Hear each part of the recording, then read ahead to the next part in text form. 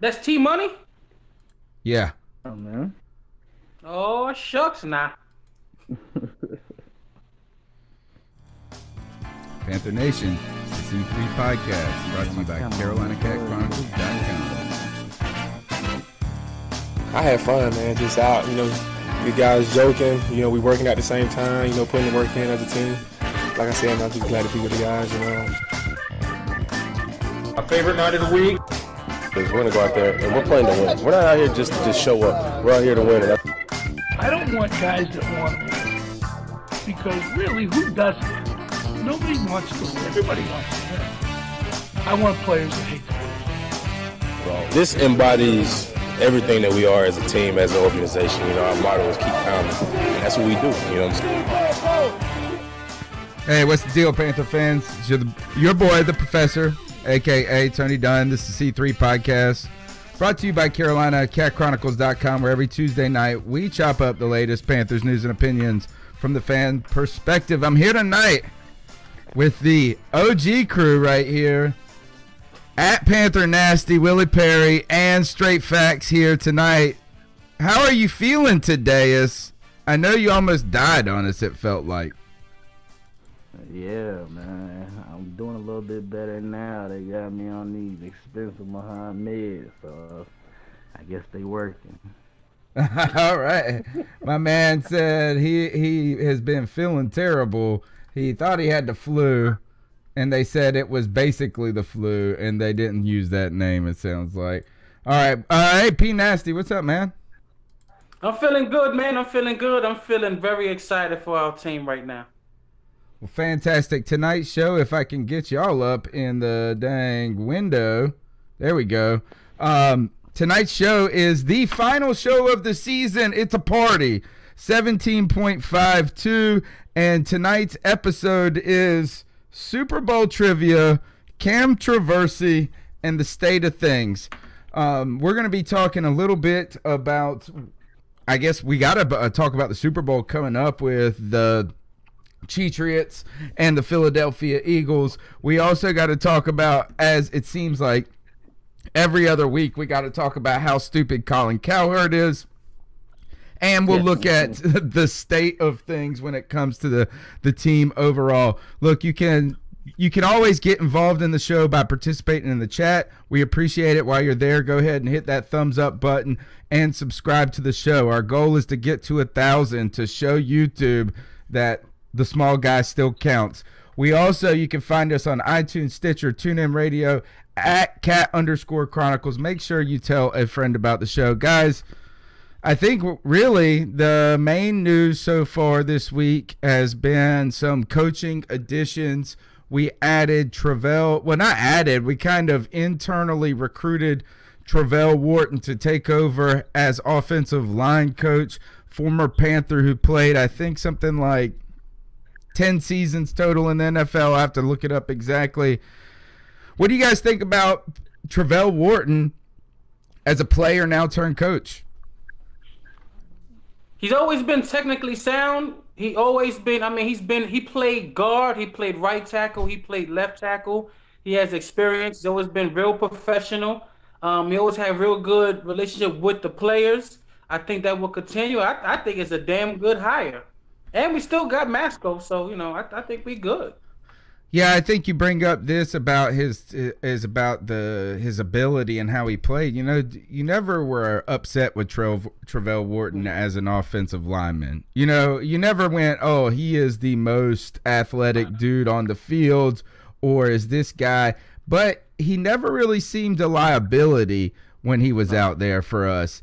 And I think that goes to show you is that when you're a guy and you don't have necessarily the athleticism that tests off the chart over and over, like at the combine or whatever, you can still be a good player if you know how to play the game. So maybe he can bring that to the table. T-Money, thoughts on Travell Wharton as the offensive line coach? I definitely love the move. Like I said, like y'all been saying, I mean, his ability to move all across the offensive line will help some of those young guys, especially your Taylor Martin, who they've been pretty much working him at everything but center. I think that would definitely help. Even with him just being a new coach, you still got Matsko who will help him work out any kinks in the coaching. And like I said, Travell has been a player who has constantly came back with the team. I know when was that, last year maybe or this year, he was one of those guys that came back talking to them about even stuff besides football. You know, like taking care of your finances and planning for the future, that type of stuff. So the guys definitely already respect him. Yeah. What do you think? Also, I think the other news was, is it Brady Hoke? Yeah, Brady Hoke hired as the new defensive line coach. I read that this was the second the second collegiate coach who has been recruited to the team. The other was and we haven't even talked about this individual. I can't even find their name right now, but the guy they hired to be the linebacker coach. But Brady Hoke is a former Wolverine head coach. He did 4 years at Michigan. He also was I think he just was at Tennessee with Butch Davis as a defensive line coach. And he's been at some smaller schools early in his career as a coach. I don't think I saw any experience at the pro level, but I think a college coach for a positional coach is a guy that's had head coaching experience, that's had defensive coordinator experience. I think that's perfect for a positional coach in the NFL because you don't got the chops to be a NFL head coach by any means, but you may have the experience and the kind of, I guess, the pedigree as a coach that really help a positional group. So I think this is a cool and nifty hire, but how do we really know from the outside looking at these position groups? What do you think? Do you like them looking to a Brady Hoke at defensive line? Because some people have mentioned as well Sam Mills Jr., I believe, it's Junior, right? He is Sam Mills Jr. Yes. Yeah. So, yeah. Okay. So he has also been with the team for a long time, but that is not something that they've promoted. Do you guys think that that's the right line? Or where do you guys just feedback? I don't know much about Brady Hoke. I try to investigate on him as much as I can. He has a hell of a lot of college experience, but no NFL experience at all. I was expecting us to get someone like Brenson Buckner, who we had as a defensive tackle for a while, who was also defensive line coach for Pittsburgh and teams like that. But he do have experience on the defense, not NFL defense, but I don't know. I really don't know. I mean, we have to just wait and see how he works, but he's not as green as he seemed, though. So we'll see. It might work out.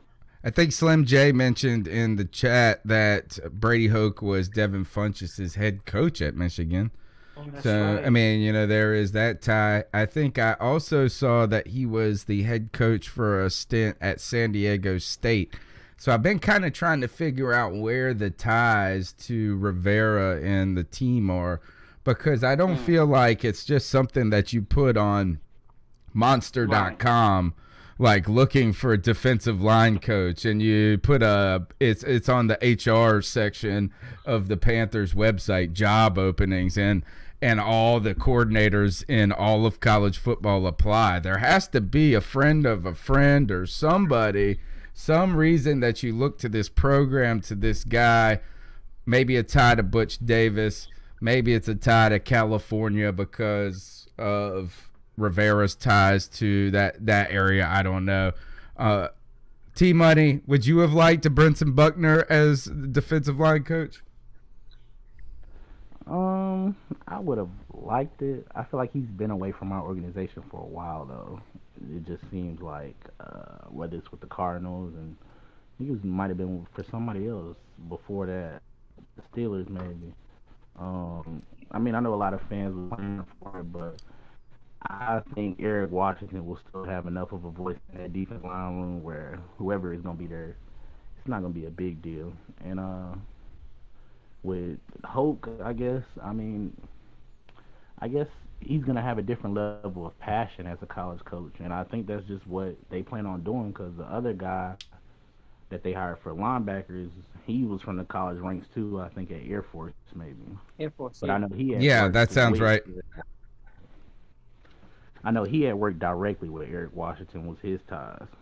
Okay. Well, that makes sense. See, that's where we get these kind of ends there. So, all right. So, well, I mean, I think this is good. I mean, look, I mean, who really knows at this point how a coach looks at this level as that? Look, all I know is I feel better about both of these guys than I do with like when I hear the name Ken Dorsey. Oh. You know, is that like, so I don't know how I feel about these guys, but I know how I felt about Ken Dorsey, and I don't feel like that. So I'm good on that. The one thing that strikes me with Brenson Buckner is that I feel like I want to be his friend too much for him to be my coach. Like, you listen to him, and I feel like I just want to hang out with you, brother. Not like, I mean, he's just so fun and nice and this. I don't know. But he does have that common sense speak that I think could resonate with a lot of guys in many ways. But, you know, it looks like you're bringing in an X's and O's guy. Maybe, hopefully this is somebody with Brady Hoke that can relate specifically to Deshaun Hall and know what he needs as a player to continue to grow, because that's who we really need to be rooting for more than anybody at this point is Deshaun Hall to be a hit, because we didn't get any real hits late in the draft from Gettleman in the last couple of years. So we could use that.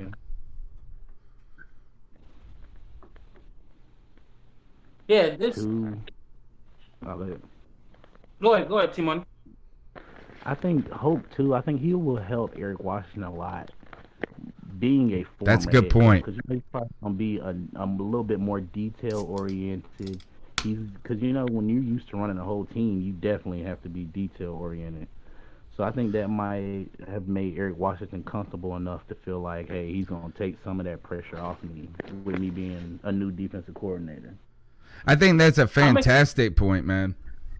I'm expecting that from Ron Rivera, not from no defensive line coach that don't have NFL experience. I'm hoping that if Eric Washington needs any kind of help or something, he's going to get that from Ron Rivera, not if we got to rely on Hope, man. Well, I think the good news, I think the cool thing about it, like what maybe a T-Money also is on to is that if you hire some guys, maybe it's not that Hoke helps you as much, but you can be more confident that Hoke doesn't need to be tutored as a coach and like how to do it, so that at least you're stronger by having a guy who kind of knows what the pace of a season is, what the way to organize guys from a big perspective, and a guy that you can lean on more than have to build up. And also, if you're Eric Washington, you definitely don't want to go to the boss and ever look frazzled. You'd be pushing Brady Hoke up there. Go on, Brady. Go talk to Rivera for me. I got to go to the bathroom. Yeah, that you just, as far as a coordinator, you want that power to be able to have guys that are experienced enough and that you trust enough where you can bounce around, where you don't. Yeah, you can. You don't have to micromanage them. I got to be in the defensive line room every day. I think you rather feel like corners. Maybe the next day I can sit here with my linebackers. You know what I'm saying? Not where you have babysitting the coach where he's still feeling like he got to run the defensive line room too while he trying to coordinate. How old is Eric Washington? Good question. I don't know. I'm gonna look it up. He is 1970. He's 43. So yeah, he's young. Yeah, he is really not far from me. 6 years, about 7 years older than me. I think that's young in. That's young. In football, in the football world as a coach. And at least one thing I've been impressed with what the McVay guy did in Los Angeles is he went out and got hold on, help me out, Wade Phillips. as the defensive coordinator. And, you know, you're a young guy with a lot of enthusiasm, a lot of energy, but then you bring in an old hat who has that, you know, that can help build you up a little bit. So maybe this is a little of that, maybe not. I also saw this is the Panthers re-signed Greg Van Roten. I didn't read anything about it. A 2-year contract, probably for like pennies. But is this, do you guys think, them adding some padding at center so you have Khalil, Larson?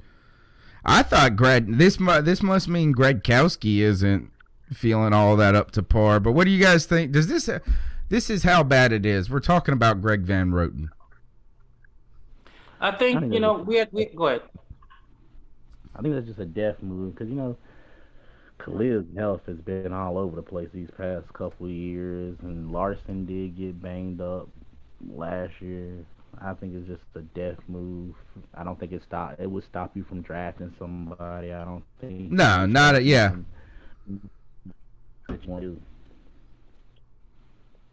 T-Money? we at the point where we got to start. I'm sorry, I said T-Money. I meant to say Willie. We're just all over the place tonight. Willie, get in there. Good God of mercy. Hey, I think we at the point where we got to start really focusing on who our 90 players are going to be, and he's going to be part of that. We see how it works out, and we had him for a year or whatever, and you know that's what I think it is. Like T-Money said, I think it's a depth move. That's them.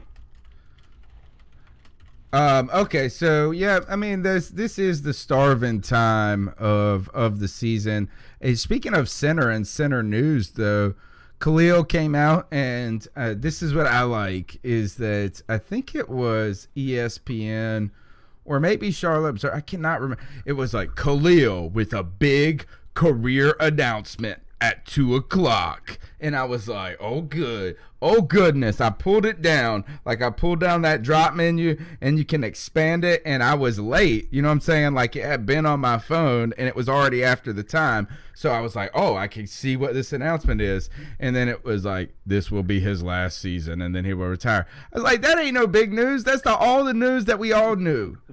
It's all the news we knew. And I was sitting there like, what in the world is this news? Is he going to retire? What does this mean? And then it was nothing. From the thing, did it say Ryan or just say Khalil? Ryan, it said Ryan Khalil. Yeah.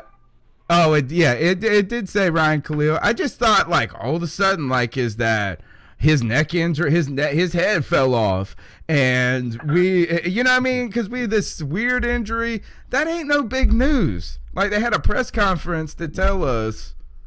No laughing about it. Didn't the Bills just lost one of their That's what I'm saying. Yeah, that's right. That's what I'm saying. That's the news that when you put it out like that, that's the news I thought we were going to get. Nope. Same thing. All right. So we need, and I don't think I got your guys' thoughts on this. What do you guys think about this? Is Khalil? He counts about $8 million towards the cap this year, or $9 million towards the cap. If you were to release him, he currently would count he would clear up about $7 million in space. Do you guys think that, I have personally been of the position that we just play Khalil his final year, we pay him, and we go ahead and start prepping for life without Khalil now because of that. Do you guys have any desire for that money to see what you could do with it? Yeah, I do. I think we should at least. I think we either try to, restructure his contract or, move on, man. That's a lot of money, and we need a lot of things. So I definitely think we need to, explore those options. I love Khalil. I've always been a Khalil fan. I remember when we had Justin Hartwig, and I was wondering if he could come in, and he did an outstanding job, but we at that point, man, where he's just not the same player. Well, T-Money, what do you think? My belief is if he'll restructure, hey, I'll take it, big dog. You know what I'm saying? But I'm not at the cut him part, especially now that you signed his brother, because then his brother gonna be soaking for a year, and I think you have to respect the fact that, like TD, he did give us a warning. If you don't and you cut him, guys just gonna go back to pulling Jordan Grosses. Hey, I'm and out. just retiring like the day before. All right, that's a good point. That's a good point. I hadn't thought about that in that way, because I was thinking the other way is that Khalil, because this is what Lynn says, is it would be classless to cut him now. I feel like what if they're slightly playing to the crowd a little bit on this? Of course they always do. Yeah. You got Olsen and TD with their sad stories in the off season, right? And it worked. Gano taking all these damn selfies. Every time I turn around, Gano's in the damn news now. Yeah. Yeah, Gano. What was that? The best one was with the snowstorm, and he built a little snowman and then kicked the football. He's like out here working hard. Well, in the off season, working hard. Is that Khalil, by Khalil coming out and doing that, he does kind of put it on the Panthers. Like, if you cut me, right, you're you're gonna look bad. I don't think it's the right move to do it, but you know that's what they're doing. Yeah, if he'll restructure, I mean, I'm all for it. But cut him, nah. And Gano, I can't blame him. Gano's trying to remind everybody, hey, I just made the Pro Bowl. Oh, it's contract here. I ain't got no sad sob story for no damn Graham Gano. I don't care. Right. I don't care. Look, you can come over there and help me rake my leaves when I cut right after I've raked them all up. And you can't come over and do that 3 or 4 times and then all of a sudden act like you're a huge help at my house. I already did all the damn work. Graham Gano with your damn 15 for 16 or whatever the hell it was. It's 15 perfect field goals when none of that shit matters. Right. But when it matters, you know what I'm saying? Right. That day my back hurting and I needed to rake them leaves up. Well, here's Graham Gano. Missing. Mug missing. Nowhere to be found. He won a New England game. Oh, what, again this year? Yeah. Cam won that New England game. Yeah, true that. He got his in field goal position, but Gano had to make it. All right, so I saw this is that so now you got a lot of people all of a sudden that are loving on Graham Gano. Now they got the Ryan Khalil love. You know what I'm saying? Right. Is that we're all about the family and the organization. But some mugs will straight turn on some damn Captain Munnerlyn.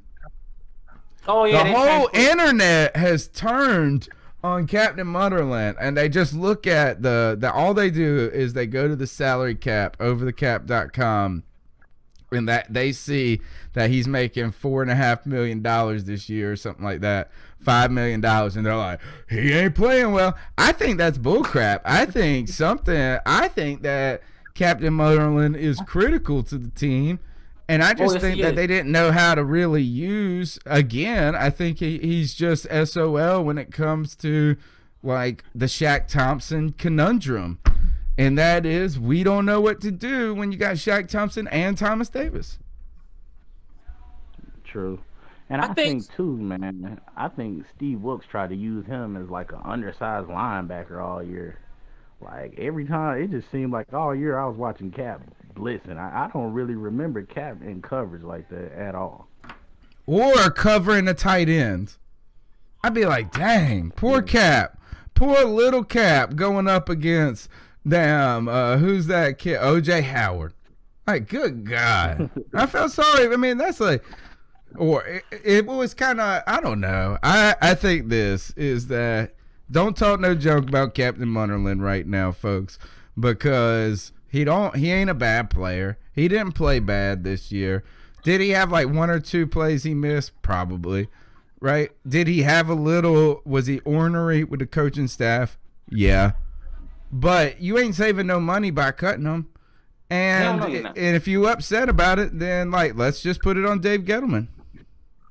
No, we ain't gonna put it on Dave Gettleman. I'm gonna tell you what I think.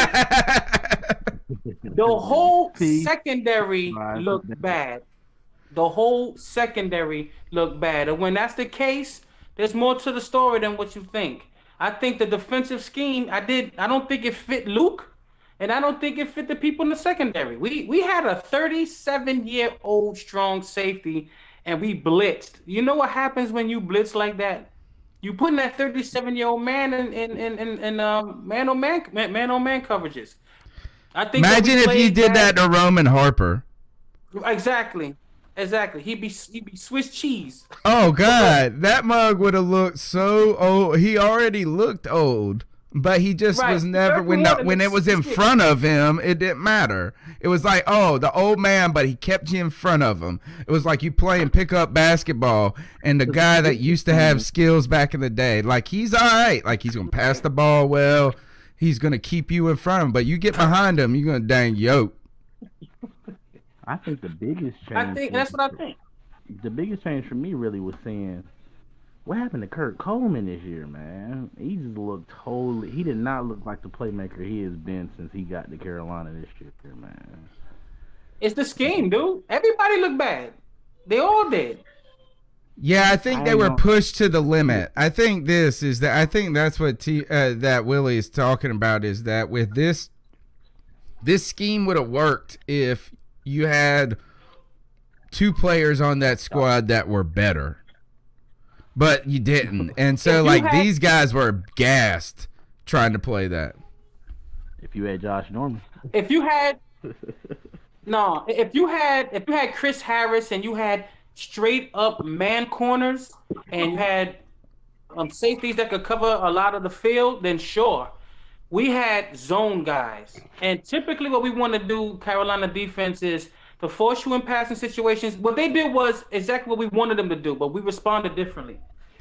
And if you would have had, if it was Kurt Coleman and a younger strong safety, like a guy like that's Landon Collins' age, who isn't a baby, but who is a player, it would work. If it's Mike Adams and a free safety that's a baller, then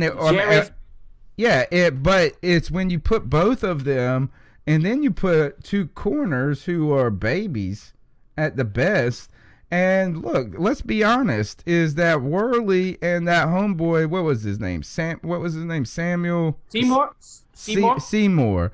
You know, they're rotating. If you're rotating those guys based on who's playing better at that moment, you don't got an answer there.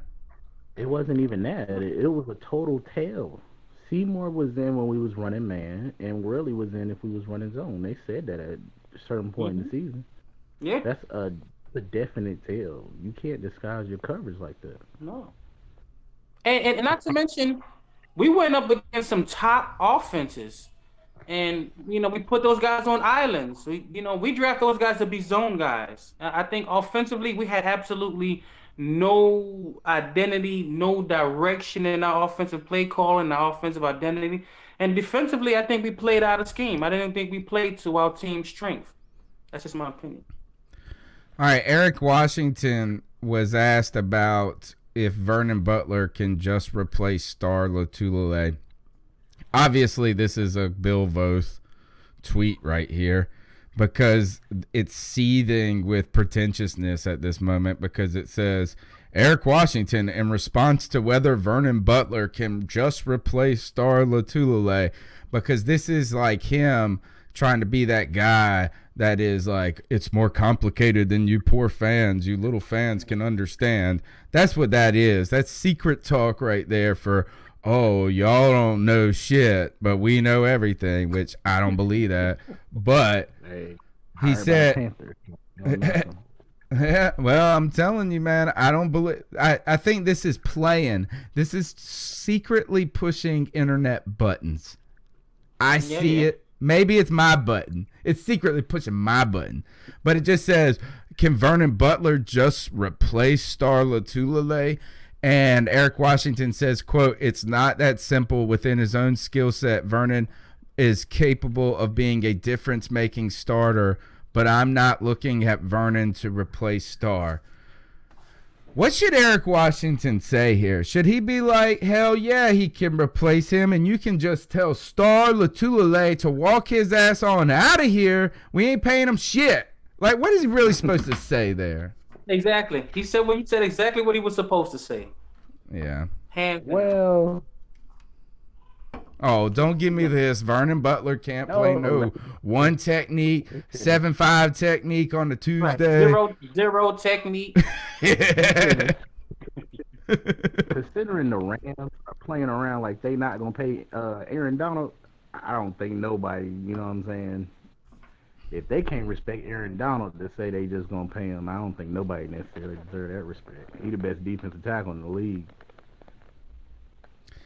Yeah, but we're talking about we're talking about that Aaron Donald and Star Lotulelei don't need to be in the same. Right, that's true. You know what I'm saying? I mean, I'm not trying to knock Star. Right, I mean, he's a damn good defensive tackle. Yeah, my opinion is we draft Vernon Butler in the first round. If you think he's going to be sitting on the bench his whole career, then that's what I'm saying. It's like if you bet it's time to shit or get off the pot.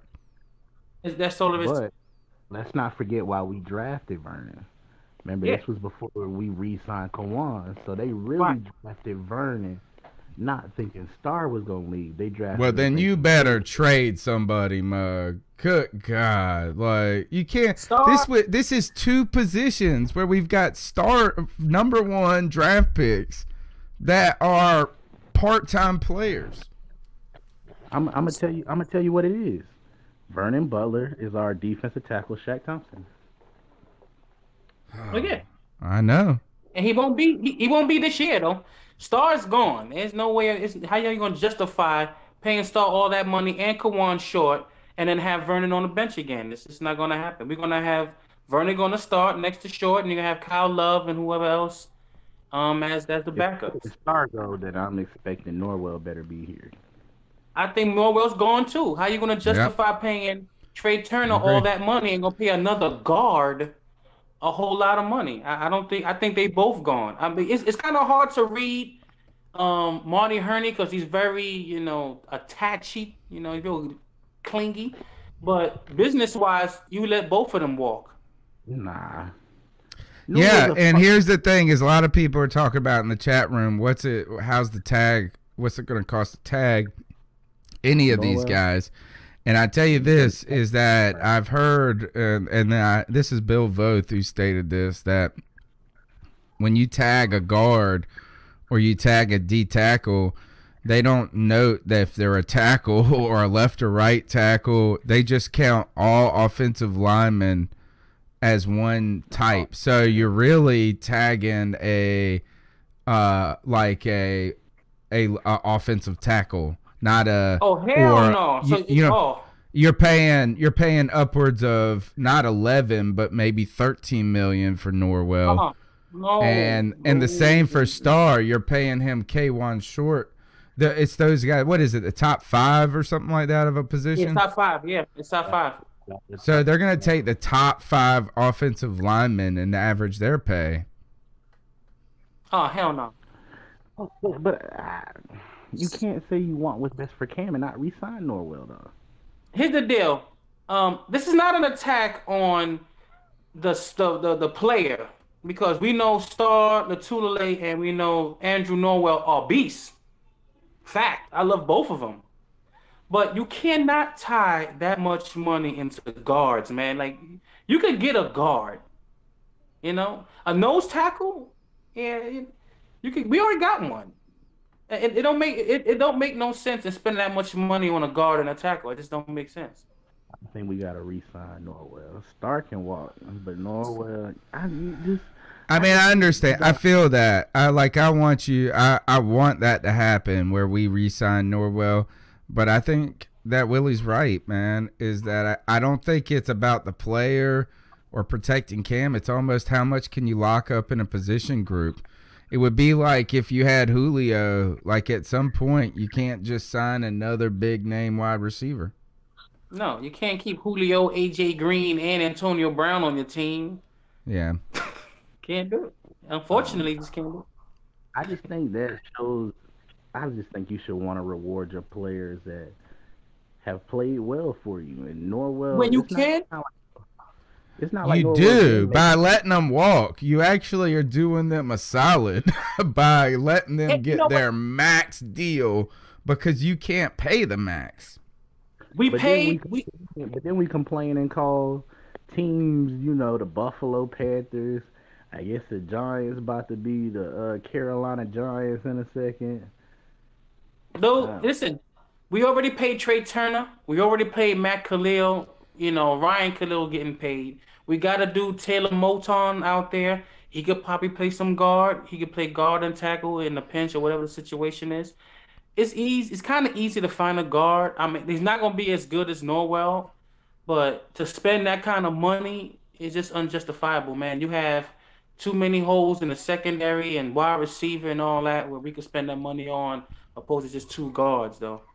It just don't work. Cody Lashney in the YouTube chat says that he thinks it's nonsense of not being able to pay two guards, that he believes that putting that money into Cam Newton upright is of the utmost importance.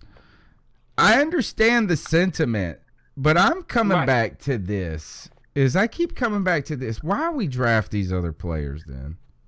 I know. I mean, is that I get it. Star, we like these. They're good player. I love Star. Norwell, he's been the best, arguably the best offensive lineman on the whole bunch, to be honest. Is that there's an argument that he's been just as good, if not better, than Trey Turner. Right. So, you could say that. But at the same time, like, God, we're just going to keep drafting all these players and just put them on the bench. Taylor Moton, you ain't ever going to play football, brother. Sorry. You're just going to go over there. You'll be our next offensive line coach in 15 years. Yeah, and we can keep them until they're 40-something years old, because if you cut them at 35, we're going to get pissed off. True that. True that. But let's go ahead, T-Money. Let's not act like they didn't give Moton a fair shot to start. Darrell Williams played way better than we thought he was going to be. Oh, hell yeah, he did. Yeah, but they put Amini Silatulu in at guard. That's what I'm saying is that, like, I thought that Moton would have gotten some time at guard. Yeah, that you can. He didn't practice for the guard position, though, so that's the reason why he didn't play guard. They didn't want to throw him out in there. Well, they should have. They should have practiced him. All summer, how they was teaching him more than one position. We had to hear about that all summer. No, what I read was they was really teaching him on tackle. They didn't, but they don't like to. They don't like to trust in the young guys at sometimes. Like, that's what I was actually so stunned with, how much McCaffrey was a part of the whole situation, because it seems like we draft all these young players and barely want to use them. So now you're gonna take him from not wanting to put him at guard over a meanie to now you want him to start the whole year? Well, he's there. What you want to do? Just. He better start practicing guard. Now, when they mess around and leave Amini as a starting left guard, I don't want to hear nothing. No, they're not. We got summer school. We got mini camp. We got training camp. We got a bunch of stuff for Moton to get some kind of experience at guard and tackle, and this is before any free agency and draft. You might not sign Andrew Norwell. Doesn't mean you can't sign a guard, So we got 20-something million. We got time. We got draft picks. We got 2 third-round picks. We should be fine. I can't see you. Sentiment aside, business-wise, this is why I love Dave Gettleman. Business-wise, kind of hard to justify spending that kind of money on 2 guards or 2 defensive tackles. And I love both of them. Don't get me wrong, man. I love a scenario where we bring them both back, but like we just talked about, we just draft Vernon Butler in the first round. He's been sitting on the bench. Shaq Thompson been sitting on the bench. It's just time. Yeah. All right. Let me see. Any other things you guys want to talk about? Because I got a couple of Super Bowl questions for you. Okay. Shit. What do we talk about? Let's talk about North Turner, man. All right. This is your boy. And you know what? He's my boy too now. You This made me a believer a long time ago. So I promise you this, as I'm all in on Norv Turner with you. dude, listen, here's the truth. Truth is, we have been trying to run a North Turner offense since 2011. That's a fact. There's no way around that, okay? In 2011, we ran something similar, and then out of nowhere, we just abandoned ship. You know, we went and got some pieces in Mike Tolbert and Amini Salatulo, some people that are physical for the power run game and some diversity, and Bob Trezisi came in and ran a spread offense. He goes, we bring in, he really used Mike Tolbert in 2012. He goes, we get Shula, promoted him. I think there was some questions on Ron. I don't think they knew they was going to keep Ron because he didn't hire no one outside. So I just feel like he's perfect. He fits what we want to do. I mean, I like Ron Turner also. His skill. You see how he ran his offense with Musa Muhammad and I forgot that guy they had in Chicago, the deep threat they had in 2006. It wasn't Hester then, was it? No, it was another guy, dude. Shucks, man, I forgot his name. Hester was there though, but it was a number 2. You had Musin and somebody younger. All right, But here we when got a little breaking news here that was broke by Slim J, and according to Therese Paylor, I thought his name was but that sounds right, as he is a Chiefs writer, is that Alex Smith has been traded to the Washington Redskins. 4 minutes ago, the Chiefs are going to trade, it seems like, as long as that this is SB Nation has tweeted this out, to Alex Smith to the Redskins. The Redskins have just paid a ton of money for Kirk Cousins, who they always talk shit about behind his back, obviously, because they paid that guy like $40 million in the last 2 years. And now he's gone. They won't pay him $10 million. But Alex Smith is going to be a Washington Redskin. What do you think about that, T-Money? Did we lose T-Money? Oh, he's on mute. All right. What do you think about that real quick, and we'll go back to Norv Turner. I mean, what do you get in Alex? He's not going to throw the ball deep. He's going to throw a whole bunch He's gotten better with that lately. He's gotten better with that in the last 2 years. He had one game where he kind of went deep, and then all of a sudden he's been folding like a picnic chair.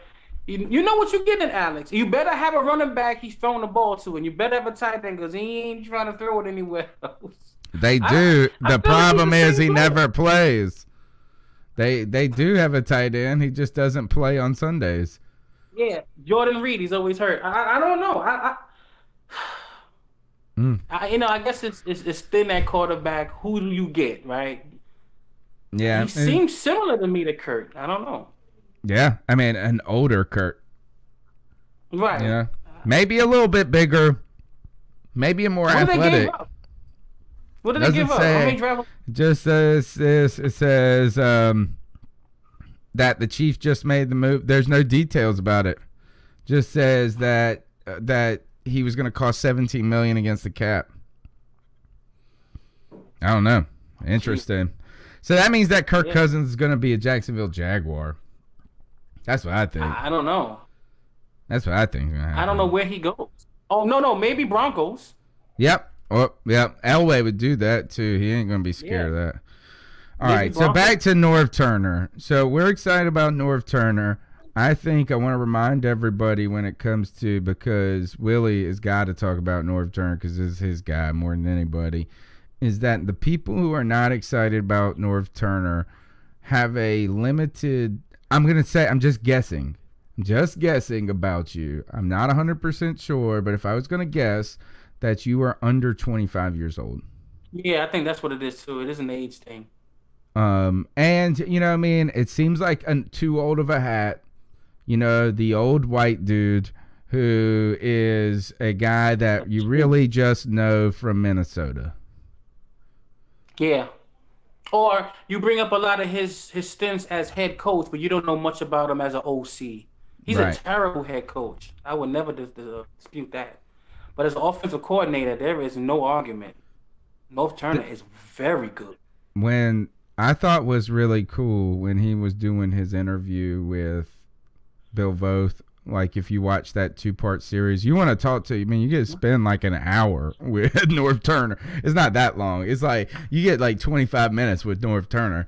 One of the things that I thought was interesting is that we are trying to defend, it seems like, him against people and saying like, well, you got to look at the Browns with what he came into and what he was working with and what they did. You got to look at San Francisco being the worst offense, and then all of a sudden with and we're having to point these things out. But you know what North Turner didn't do? He didn't shy away from those years one bit of his career.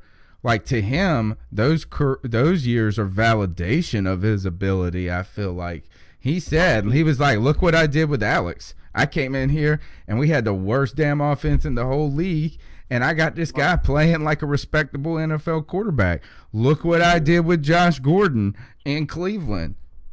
With Jason Campbell and those kind of quarterbacks, and Whedon and Hoyer. Yeah. That. So I think that we are like, some people are acting like those are knocks on his resume when he was talking that positively about them in the interview. I feel like he looks at them differently. Yeah. I think, you know what it is? They didn't want him. And like, say, have we hired Todd Haley or somebody like that, or Shermer or something, I'd have been excited about that too. Sure.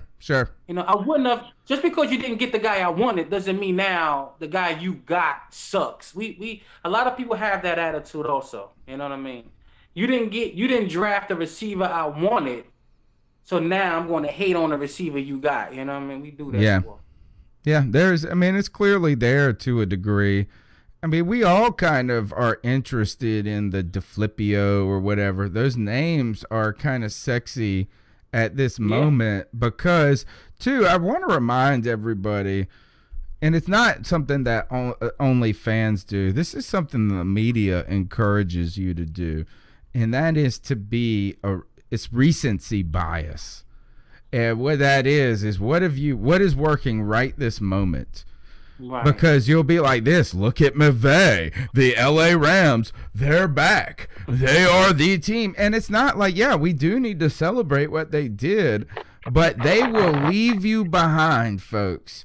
If they come out and win 7 games next year, McVay will be trash to them. And we see that what they do to Cam Newton. They do this to Cam Newton, is that when he has a good week, they're like, oh my God, Cam is transformational. And then the next week, he's the worst. We can't even put him in the league category. Recency bias, dude. Recency bias. I'm going to use that. Yeah, you're right. Definitely. I mean, you know, I look at Philadelphia, they got Frank Wright as an OC. They got Nelson Aguilar. They have Alshon Jeffrey. They have Torrey Smith. They got 2 tight ends. They got LeGarrette Blount. They got that running back from the Miami Dolphins, man. That team is stacked. Their defense is nasty, too. And their defense is nasty. I mean, you got to look at the whole thing. I mean, we over here. And Peterson is like a damn savant coach. He took he was like a high school football coach and won with like the garbage pail kids. Right. Situation. Yeah. Oh, speaking of recency bias, here, we'll talk about this. Here's Colin Cowherd. Quarterbacks yesterday, I do this elite list, and I said in every decade of my life, there's only been about 6 to 8 elite quarterbacks. And right now, I think Derek Carr is really, really close. But it's Brady, Wentz, Breeze, Ben, Rodgers, Luck, and Russell Wilson. And the one I always get push on is Andrew Luck. Like, what don't you get? Is this too complicated? Not to be condescending, but he came into the league with the loopiest owner, an incompetent GM who's been fired, an average coach, and no Pro Bowlers, and went 11-5, 11-5, 11-5. What the hell do you have to see? Like, you know, there's an old saying, guys who don't get it, they don't get it. Like, if you don't get Andrew Luck's talent, like, you just don't get it. I talk to general managers on the phone. They're all like, Oh, God. If he was available on the market, it'd be like Aaron Rodgers would be number 1. Carson Wentz now would probably be number 2. If you put every quarterback on the market, every single quarterback you put on the market right now, and you consider everything, age, Brady wouldn't go number 1 because he's 40. And you had a GM that just got a job. So he's looking to get a guy he can build around, right? The number 1 pick would be Aaron Rodgers. The number 2 pick would now be Carson Wentz when I talk to GMs. The number 3 pick is still Andrew Luck. Dude, the GM was so bad he got whacked. The coach is getting fired. They got no players. They just did his last year develop kind of a marginal running game. Like, what do you got to see with Andrew Luck? Like, what don't you get? On the open market right now, it would go Rodgers, Wentz, Luck. That's it. This motherfucker. He pretty much described Cam without describing Cam. But here's the truth. Andrew Luck had Rob Chazinski. Andrew Luck had Andre Johnson, T.Y. Hilton, Moncrief. What else he had? He had Fleener. He had the AFC South. The AFC South. The AFC South for real. He had when stuff. They sucked too. There won't no Tennessee Titans being good then. There won't no Jackson. No. These guys were awful, trash. Trash. Remember the years that Luck did play well. If anything, the Houston Texans, they made the playoffs one year, but they were like 7-9. They were trash too, and typically, it's a poor excuse. Cam didn't have what Andrew Luck had. Andrew Luck also led the league in turnovers one year. Andrew Luck also had a 54 completion percentage one year. I don't even have a problem with him saying those things about Andrew Luck, but he don't ever say those about Cam. No, exactly my point. That's the bias right there. And then let me add, and this is where, I'm kind of used to it. Like, I won't even upset, and I won't even going to play this, right? The reason I play it is like this. I text with GMs. You trying to big time us, Colin Cowherd? Yeah, I text with GMs. I text with GMs.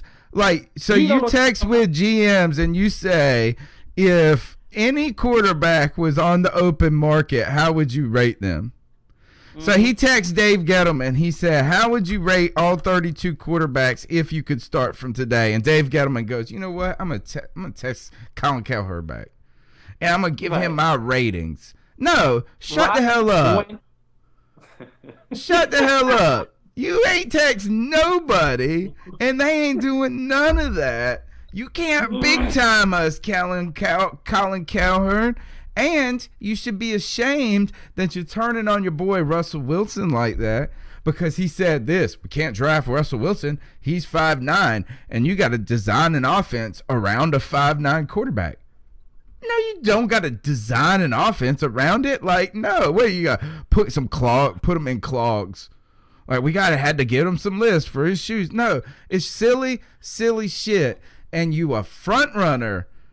Carson Wentz is good, but come on, like, I'm not co-signing Carson Wentz until next year. When the teams got film, we'll see, because film gets downplayed a little too much. When teams got film, I want to see how teams like Minnesota, Philadelphia, Jacksonville look next year.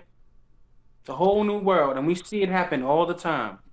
You know what I want to hear him say? I want to hear him say this: if Cam Newton hit the open market, everybody would be dying to sign his ass. Just like you know what I'm saying? Like, so shut up.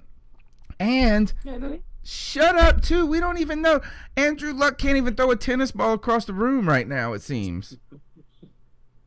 You can't just, but he did 11-5. He did 11-5. Well, you know who moved up in my book this week, guys? Zach Sanchez. Because Sanchez tweeted this out. The only reason I saw it is because Zach Sanchez came out here and said, shaking my head, or whatever. He said something like that. Cam Newton, MVP. Right. He said more than that. Yeah. I mean, Zach Sanchez, even on a team, really. And my man can see that. So you, Colin Cowherd, anybody can see it. And what's funny is my man said, guys that don't get it just don't get it. Turns out Yeah. Colin Cowherd, you don't get. You don't get it. No. T Money, do you even listen to him anymore? Or is he gone? I think T Money dipped. Oh, T Money dip. out. All right. T Money's out. All right. I see. The other thing I did have. Oh, because Colin Cowherd knows something and he big timing us. I'm big timing him. Right. I went and caught up with the defensive coordinator for New England. I asked him what he thought about it, and he said this. You're definitely going to be a head coach, and you deserve to be a head coach. I also sound like Deion Sanders. We're going to keep it, or we're going to... I mean, right now I'm just hoping the beard looks good enough for Philadelphia. That's where I'm at with that. But I tell you what, if you keep it, just diet like I do. So, you know, keep it all black. You know, I name all the gray hairs. It's through the course of the week, you know, like... Oh, you name out the player? It's coming. It buffered. Quarterback right here. That, you know, I got Cam Newton's in here somewhere. He's still, you know, he still got me from earlier in the year. So he knows what's up. He knows what's up. He's the damn coach. So I'm big timing you with the damn next head coach of some team. Mm-hmm. Right. Cam gave him great hairs. They all know. Cam gave him gray hairs. He knows how dangerous Cam would be if he had an offensive coordinator not named Mike Shula, or how dangerous Cam would be if he had the weapons that all the other quarterbacks have. Could you imagine if Cam had Jimmy Graham, Tyler Lockett, Doug Baldwin, and Paul Richardson? Like, seriously. And That's you know cool. what? Put him behind that same damn offensive line. Think about it. You could do the same. Cam will lose his damn brain. I'm telling you, is that my man just bought, you know, he gives people gray hair. He gives people more than that. Yeah. Ulcers too. Love it. Love it. That's my boyfriend, man. So I like it. I like it. So, all right. Let's see. I think that's about it when it comes to news for the Panthers. I had some trivia questions for you. Or some here, we'll put this out, everybody. A couple of Super Bowl things right here. Is this the last, when I saw the line opened up for the Super Bowl, I saw originally it opened to Patriots 7. It looks like it's moved down to 5.5 now. Do you know that the Patriots were favored by 7 against the Carolina Panthers in 2003, the 2004 Super Bowl? But do you know the next team they were favored by 7 against in the Super Bowl? The Patriots. Was it the Giants in 2007? They were 5.5, I think, against the Giants, maybe 7. It was the Philadelphia Eagles. Oh, So the 2005, the Eagles, once again, so this is a rematch. There haven't been many Super Bowl rematches, but it turns out that this is the exact same game that they played last time, favored by 7. All right, now, that same year that the Eagles advanced to the Super Bowl to play the Patriots, do you know the NFC South team that they beat in the NFC Championship to do it? Was it the Atlanta Falcons? Yes, it was. Well done. And the last question I had was this. Who in the 2005 year, because I think we played, it was the year we lost to Seattle, right? Okay, 2005 NFC Conference Championship game. Yep. Steve Smith. Who was the former Pittsburgh Panther? So he played for the Pittsburgh in college for Pittsburgh, who led the team for the Carolina Panthers in carries as a running back. Nick Goings. Well done. Nick Goings. Nick Goings. In the NFC Championship. Oh, please, baby. Yes, because Nick Goings, that's what we had to work with then. We're going into the NFC Championship. If you look at that roster from the NFC Championship, Deshaun Foster broke his ankle in the week before against the Bears. It really Davis was. Got hurt too, and It was really just Steve Smith, Delhomme, and Nick Goings. that's it. That's it. Also, all right, so that's the last. That's my trivia for. I was trying to find something. I wanted to find a Panther player on the Eagles roster from either the 2005 season when they played the Patriots or this year, like somebody who had been on the team. I've been searching. I can't find anybody. No connections. Don't they have Barner? They got Kenyon Barner, don't they? Yes, you got it. You did it in just a moment, in 1 second. Other than that, I have found zero connections between the two the two organizations with the Carolina Panthers. If you look back at all of those Patriot teams that were at their at that peak moment, their defense was just full of Hall of Famers. Patriots? Yeah. They had Rodney Harrison. They had Vrabel. They had some dudes on back in the day. Brewski and all them bums. I don't like none of them guys. I'll be honest. I know. Ty Law and all them. But those dudes were really making it happen more than we give them credit for. It's only been since 2000 and Tom Brady didn't lead his team down for touchdowns to win the game. He would lead the team back, and he did it against the Eagles. He did it against the Panthers, and he did it, I think, against the Rams as well. But they kick field goals. This day and age, the Brady of today, he'd lead down and score a damn touchdown. So it's been since 2007, in the last decade, he has turned into the show. You can do that when you know what the team is doing. Cheating. That's what I know they're doing. All right, we got one cat call. Let's get to this cat call real quick. I thought we had it. Let's see where my playlist go. Here we go. So what are your thoughts on catcalling? Yeah, it's pretty. You shouldn't do that to somebody. And how did that make you feel? Very uncomfortable. So how do you think catcalling makes the person feel? It feels good, like. Who's that cat sitting in the back corner with his face buried in his nose? Who's that kid that can use one? Tony Dunn, Mel Mayock, that freaking Puerto Rican Joe Riolano. What's up, boys? It's the YouTube champion, Cody Lashley, and I'm calling in to make good on a promise I made this time last Tuesday. So what I'm going to try and do is every week I'm going to bring up a name to look out for coming up this draft season. Because it's that time, and I have a lot of fun doing it, so why not add to my favorite Tuesday Night Panther podcast, the C3 podcast. So the name that I'm going to bring up tonight is a running back out of Arizona State University. His name is Kalen Balazs. Now, Kalen Balazs is a mid-third to fifth-round prospect, and he has a lot of upside. We're talking 6'2", 230 pounds.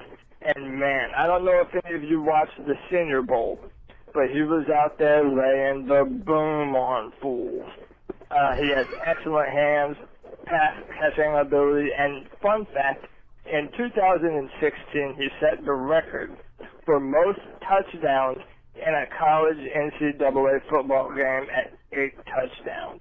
8? I think he could be the perfect complement to Christian McCaffrey.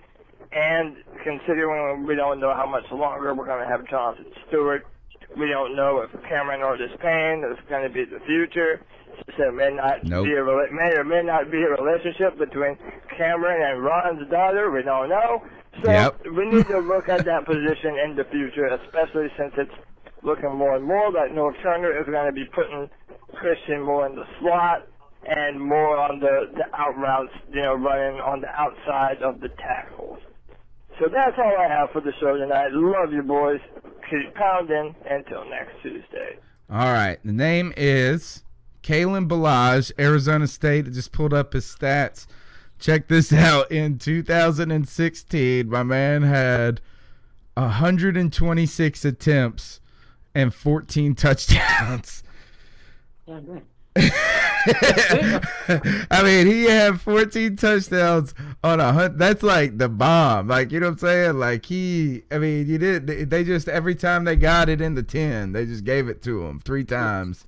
And he got 8 touchdowns in a game. So that means that my poor guy only got 6 more the rest of the season. With 14. He did have 669 yards, his most rushing in his career, 2017, on 157 attempts, averaged 4.3 yards a carry. Receiving, he had 20 catches for 91 yards, 100. So look, I mean, 6 touchdowns from scrimmage in his senior year. So I mean, look, is that, talking about you need a heavy hitter, maybe? That's what you're thinking about? We do. Yes, we do. Young, heavy hitter. We better. Guy that's going to just slam you. So we'll be keeping out for, the name is Kalen Ballage. Thanks, Cody, for bringing that to us. And that's it, folks, is that we got to do our ice up picks and get the hell out of here. Actually, I'm going to ask Willie what he thinks about the Super Bowl. But before I do that look, go ahead and hit that subscribe button, smash that thumbs up button. If you're on Facebook, Periscope, hit retweet, like, share it in a Facebook group. Let people know, because we're going to come every Tuesday night for the whole year. This is our 52nd episode of the season.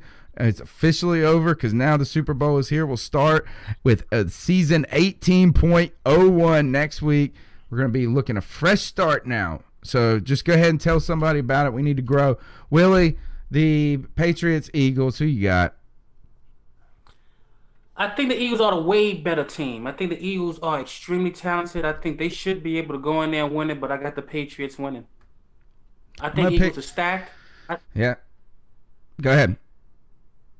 I think Nick Foles, once the Patriots, they're going to figure out what plays you're doing. I think once they put a little pressure on Nick Foles, he's going to turn into Nick Foles, man. That's all. Yeah. Patriots. I'm going to pick the Eagles just to go against you. But look, I mean, really, no, I'm not. I'm picking the Patriots. I can't. Look, we're trying to say this. We're either picking Tom Brady or or Peterson, the head coach. It's like, is Peterson all of a sudden this savant that's going to outfox Bill Belichick and the cheaters?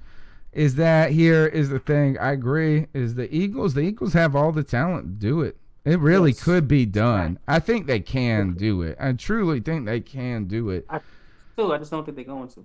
But unless you just like destroy Tom Brady and like punch his daughter in the face and then tackle him. You heard he got upset. That guy called his daughter a pissant. A little spoiled brat. For real? You didn't hear that?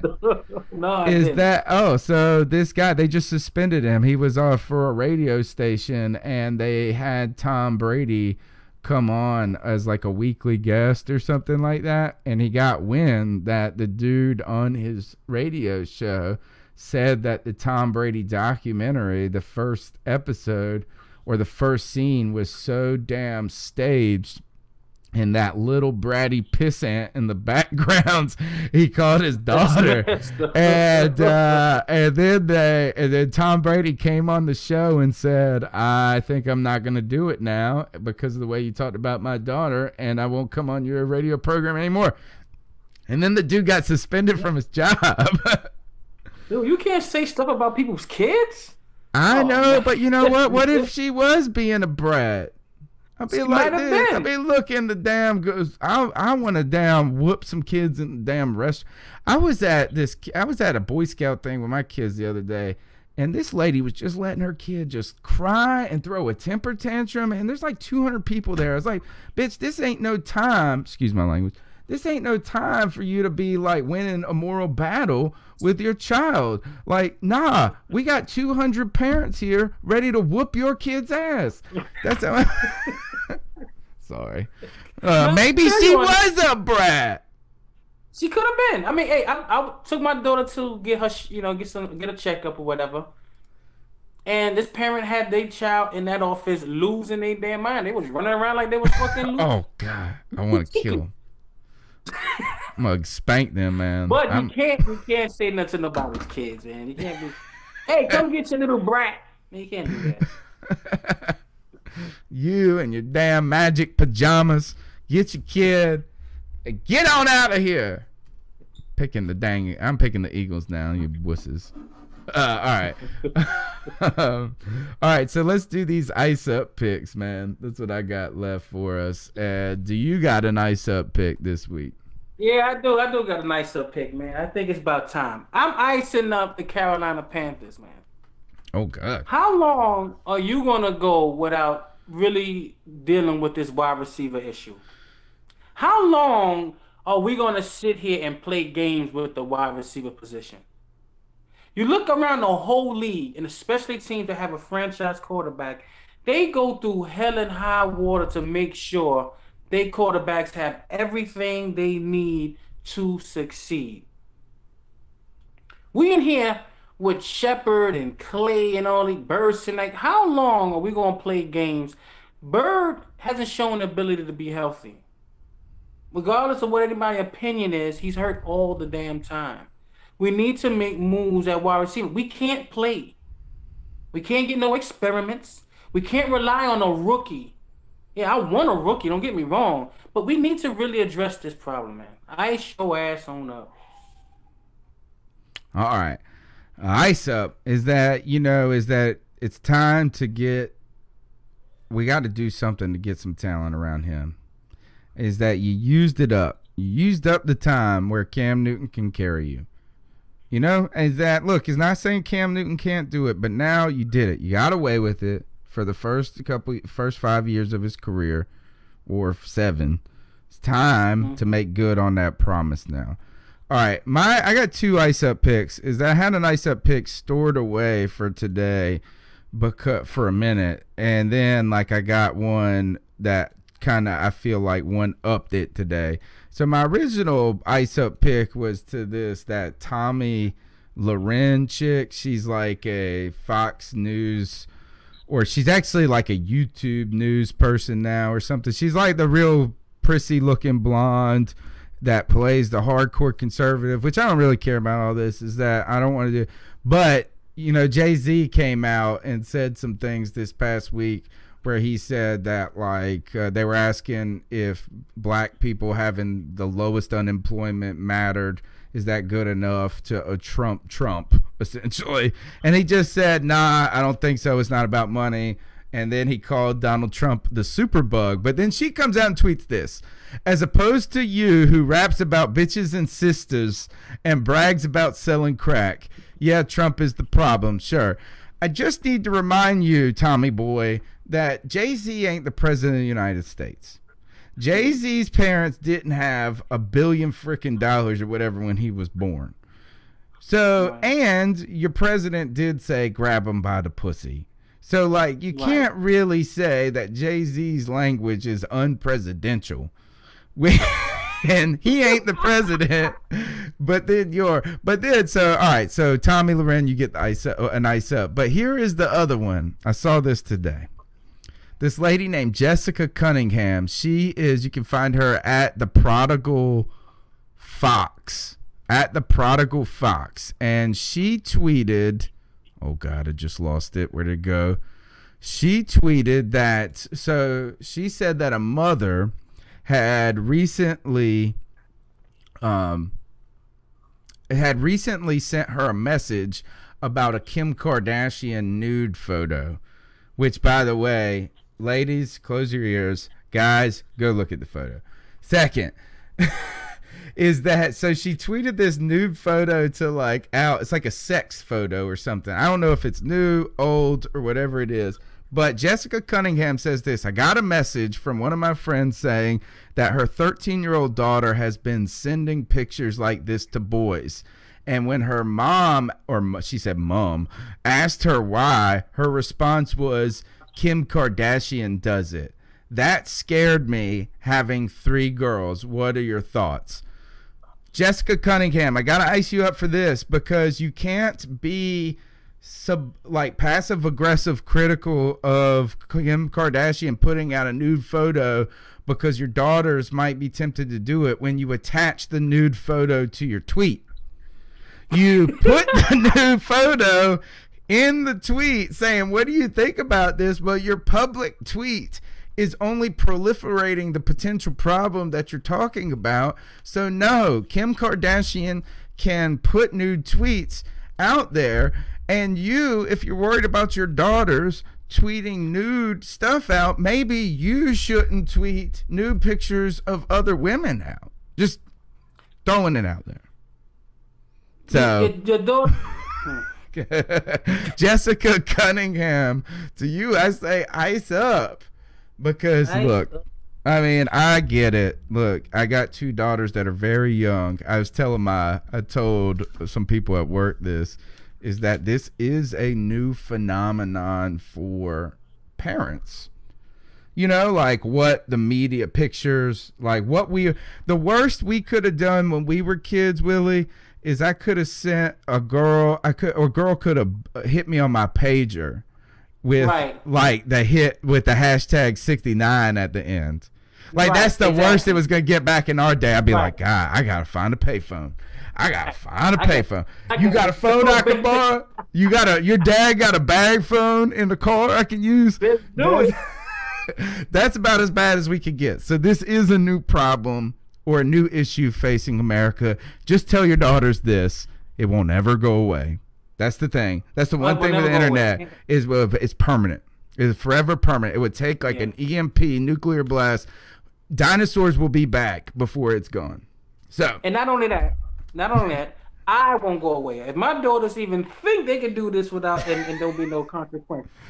Guys, don't look at this Kim Kardashian picture that I got pulled up right now. I already did. Sorry. Terrible. Gosh, this world today. God bless them. God bless America. God bless Jay-Z. God bless everybody. This is C3 Podcast. Willie, how can they find you on Twitter? You can find me at Panther Nasty on Twitter and at Panther Nasty on YouTube. Or Panther Nasty on YouTube. Man, I'm always talking Panther. Check him out. He's got all the latest. Man, this dude, I mean, just check his Twitter feed. This dude don't sleep when it comes to Panthers. He's woke, as the kid said like 5 years ago. All right, guys, look, remember the Cat Calls line's still open, even though it's the off-season. Number's 252-228-5098. My name's Tony Dunn. It's the C3 Carolina Panthers podcast. We'll hit you up next week, Tuesday night. Thanks for everybody in the YouTube chat. Thanks, Willie, man. It was a blast. You too, man. It was a pleasure being here, dude. I love it. All right, man. That is the